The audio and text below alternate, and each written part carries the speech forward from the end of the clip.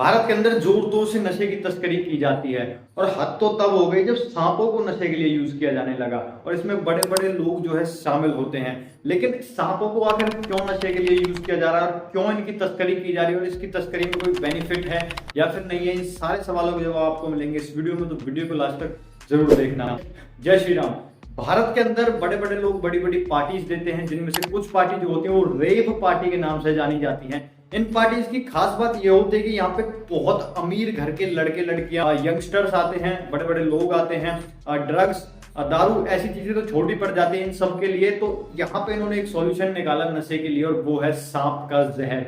आखिर क्यों लोग ऐसा करते हैं और इस चीज को करने के लिए लोग मतलब कौन सा प्रोसीजर जो है वो लोग अपनाते हैं कि ऐसा वो लोग आसानी से कर पाते हैं, उनकी डेथ भी नहीं होती। सबसे पहले बात करते हैं सांपों की। देखिए, इस चीज में जब हम लोग सांप यूज करते हैं तो उसमें एक चीज का खास ख्याल ये रखा जाता है कि जो सांप है वो कम से कम जहरीला हो। यहाँ पे ज्यादातर कोबरा, एक सांप आता है कॉमन क्रेट के नाम से, तो ऐसे सांपों का इस्तेमाल किया जाता है नशे के लिए। लेकिन इसका प्रोसीजर क्या है? देखिए, ये जो प्रोसीजर है वो मैं आपको बता रहा हूं, लेकिन इस प्रोसीजर को आप बिल्कुल भी घर पे या फिर कहीं बाहर ट्राई करने की कोशिश ना करें।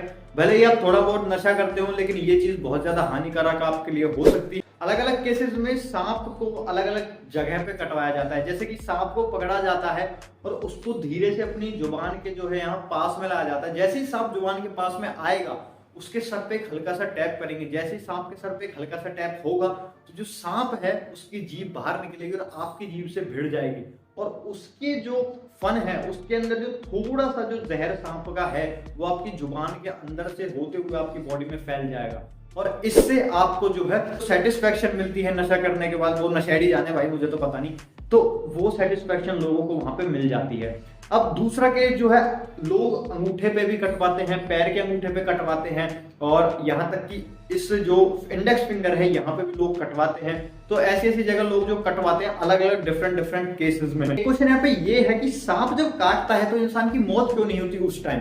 देखिए, ये ऐसा टाइम नहीं होता जब सांप अपनी मर्जी से काट रहा हो। यहाँ पे सांप को जबरदस्ती किया जाता है, उसका गला ऐसे पकड़ लिया जाता है, तब उस पर कटवाया जाता है। तो वो चाह के भी इतनी जोर से नहीं काट सकता जितना वो अपने पोटेंशियल से काट सकता है। जब वो सांप का जहर आपके अंदर जाता है तो उस टाइम थोड़ी बहुत देर के लिए 2 से 4 सेकंड के लिए आपको जो थोड़ी जलन महसूस होती है बॉडी के अंदर, लेकिन धीरे धीरे कुछ सेकंड बाद, कुछ टाइम बाद वो जो जहर है वो धीरे धीरे नशे की तरह काम करना शुरू कर देता है और धीरे धीरे करके आपकी बॉडी में फैल जाता है। कुछ स्टडी यहाँ पे कहते हैं कि जो सांप है अगर उसका वेनम यानी कि जहर जो है थोड़ी और बहुत थोड़ी मात्रा में लिया जाए तो बिल्कुल मॉर्फिन ड्रग जैसा एकदम हमको जो फील देता है। उससे हमें ज्यादा नुकसान नहीं होता, लेकिन हमें जो है बिल्कुल ऐसा फील होता है जैसे हमने कोई ड्रग्स ली हो।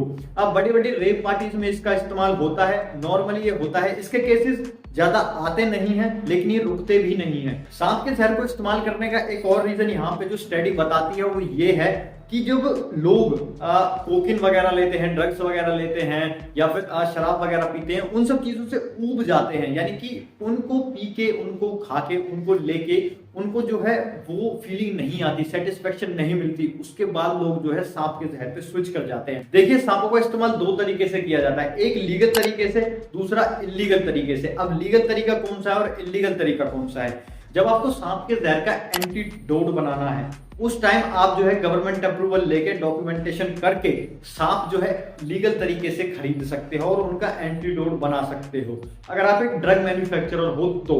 लेकिन वहीं पर जब हम बात करें रेप पार्टीज या फिर बड़े बड़े लोगों को वेनम बेचने की उनके नशे के लिए, तो वहां पे ये चीजें इलीगल तरीके से आ जाती हैं। मैं आपको बताना चाहता हूं कि पूरे विश्व भर के अंदर, पूरे वर्ल्ड वाइड को अगर हम देखें तो सांपों का जो व्यापार है वो 5.9 हजार करोड़ रुपए का हुआ 2022 के अंदर और 2023 के एंड तक ये व्यापार 8.9 हजार करोड़ रुपए का होने का अनुमान लगाया जा रहा है। अब कुछ लोग जो है लीगल तरीके से सांप को बेचते हैं, उनकी खेती करते हैं, सांप को बेच देते हैं फार्मास्यूटिकल्स को, वो एंटीडोट वगैरह बनाते हैं, दवाइयां बनाते हैं, मिर्गी वगैरह की दवाइयां बनाते हैं सांप के जहर से। लेकिन कुछ लोग जो है इलीगल तरीके से बेच के अंधा पैसा यानी कि ब्लैक मनी छापते हैं। जब इतना ज्यादा इलीगल तरीके से सांपों को बेचा जा रहा है तो इसका मतलब है कि उनको रोकने के लिए भी जरूर कुछ ना कुछ कानून होंगे।